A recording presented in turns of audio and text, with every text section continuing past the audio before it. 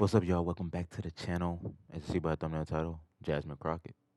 Let's get right into it. Let's go. Make sure y'all like, comment, subscribe on the channel. Let's get it. For coming to the last Thank word you. and for what you're doing. Joining us now Thank is you. Democratic Congresswoman Jasmine Crockett of Texas. She is a member of the House Oversight and Judiciary Committees. Congresswoman, great to see you. What are you doing to assist Texas Democrats that have left the state? Oh, anything that I can. That is for sure. I think that it's really important to amplify their stories. So thank you for talking to the amazing Gina Hinojosa, who I had an honor of serving with. And absolutely, when we were trying to get out of there last time when I was in the state house, I can remember the conversations that Gina and I had as she was yet a lead architect of making sure that we broke quorum then. The awareness around the issue is really important. People need to understand that number one, Democrats are fighting back.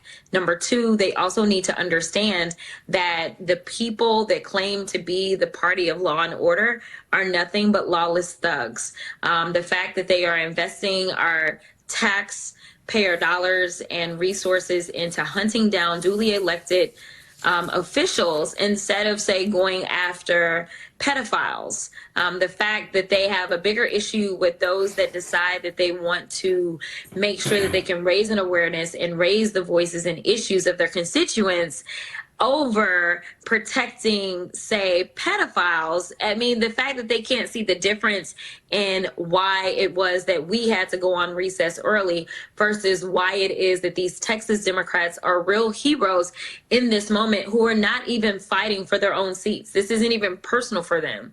This is about our democracy. This tells you which party is actually the party of morality, and it is absolutely the Democrats. Congresswoman, have you heard back from the FBI Director Kash Patel or Attorney General Pam Bondi about your letter, the one that I read in the intro? I have not, but we know that Pam Bondi loves to talk to a certain news network and say what she needs to say. So I'm sure she's in receipts of our letter. I'm sure that I would hear something from that news network before I hear something in more of a formal fashion as we sent her something in our official capacity in a formal fashion. Yeah, Congresswoman, what do you make of Democratic governors like California Governor Gavin Newsom planning to counter the Texas map? Do you worry at all that this will just set off a long chain of state redistrictings? No, I don't worry at all because let me tell you something. When Republicans decide that they want to go to hell on something, they go for the jugular. Like they don't hold back, right? So here's the reality. We understand that JD Vance is in Indiana right now trying to twist arms so that they can get 2 seats there. We understand that he has been putting pressure on Missouri to try to get 1 seat there. In fact, there are rumors that they already have the map for Missouri. We understand that Florida has already decided that they're going to move forward. So these people do not care about doing what is right by the people that elected them and put them into power. Because when I say that I'm fighting, it's not even a partisan fight that I'm engaging in. I'm engaging in a fight for democracy, a fight that allows people to be held accountable when it is that the people are not liking what you're doing. And we know what the poll numbers are. We know what it is when the Republicans show up in their very red districts and their constituents are coming out and yelling at them and telling them that they hate the big ugly bill. We know what it is. And so I think that while it is that he thinks that he's being very smart in this moment, when we know it's nothing more than just him being evil, I really believe in the people. I am believing that those very same people that have decided to hold their own representatives accountable, I believe that those people are going to show up and they are actually going to do what is in their best interest, which is vote against the Republicans up and down the ticket, because Donald Trump didn't do any of this by himself. He has done this with his co-conspirators that are in the House, that are in the Senate, as well as obviously this corrupt Supreme Court. She's absolutely right. And y'all, it's getting, we're not even a year in with Donald Trump as president, and it's getting diabolical. It is unbelievable right now. We don't know what's going to happen once a year come up in 2 years or tomorrow, today, an hour from now. It's insane. Let's get it. And with that, Congressman Crockett, you're not going anywhere. You're going to stay with us. I want to get your reaction to the latest on the Epstein scandal that is taking over the Trump White House. And that is next.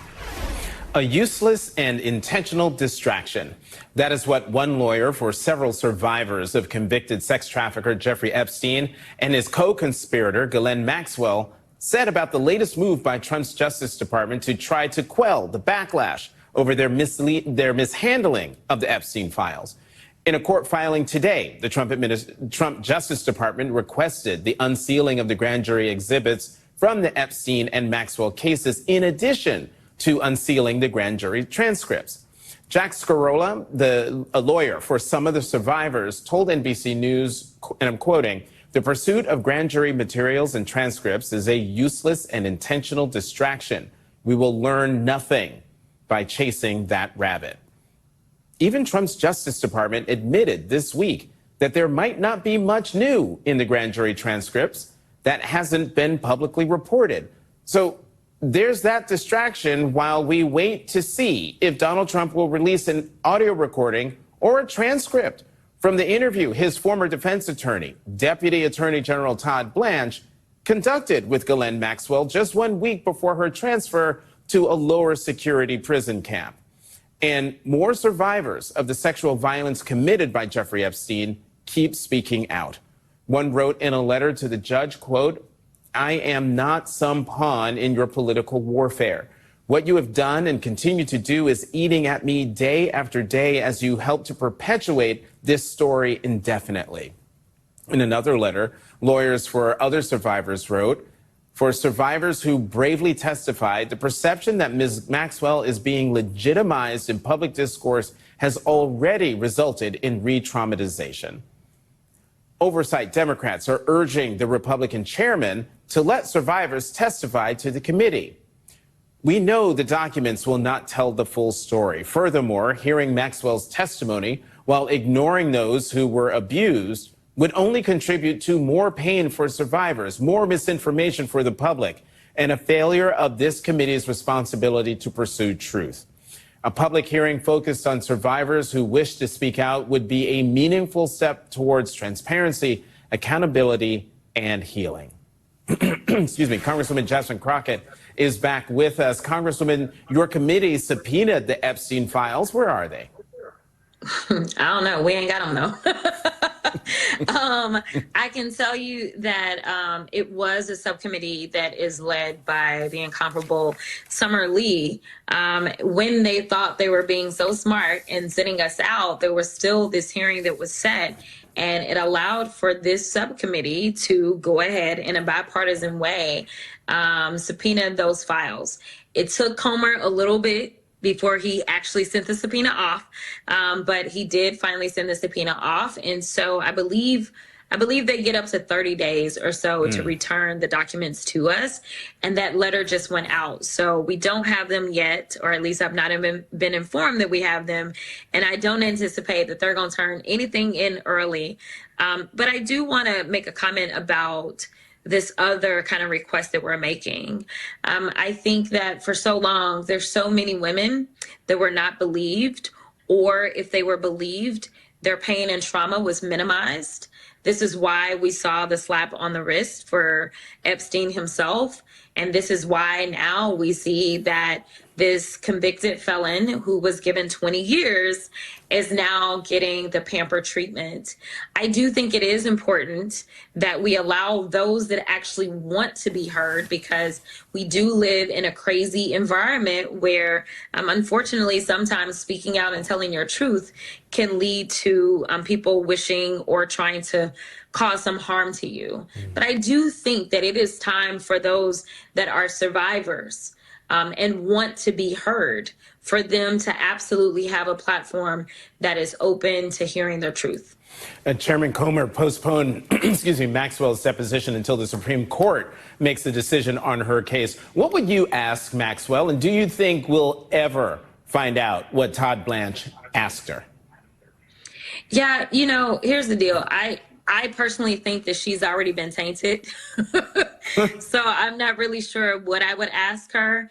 as I've sat through some of these depositions as well as just some of these transcribed interviews, I oftentimes listen to the majority's attorneys go through their questions that typically are not very good.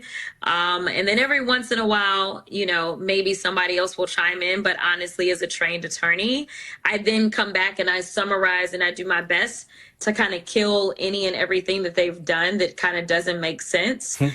So I recently had a situation like that as relates to another matter.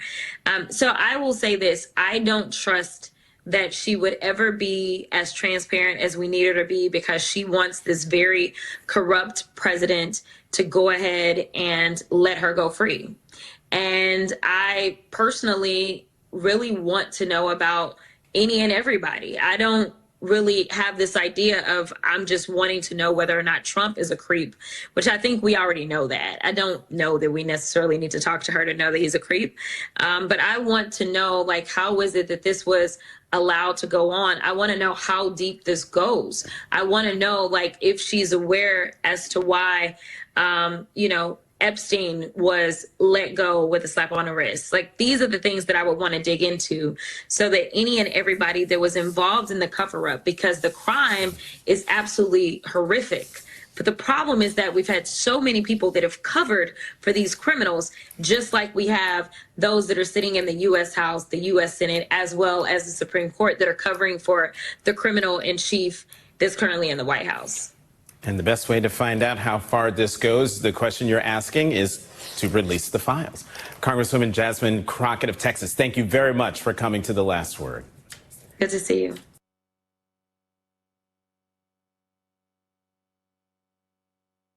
I have Miss Jasmine Crockett. Don't mind me on my phone, y'all.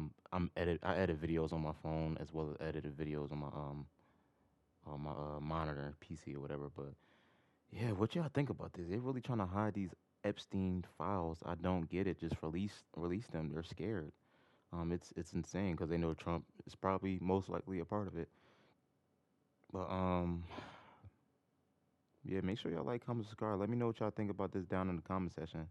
Please, but God protect Jasmine Crockett, well, at all costs, because she's speaking her truth and people are haters, and it's a crazy world we live in. But like I said, make sure y'all like, comment, subscribe, hit that notification bell so you get notified when I upload. I gotta end this video, edit it, and upload it before I go to work. I love y'all. Peace and love, baby. We out.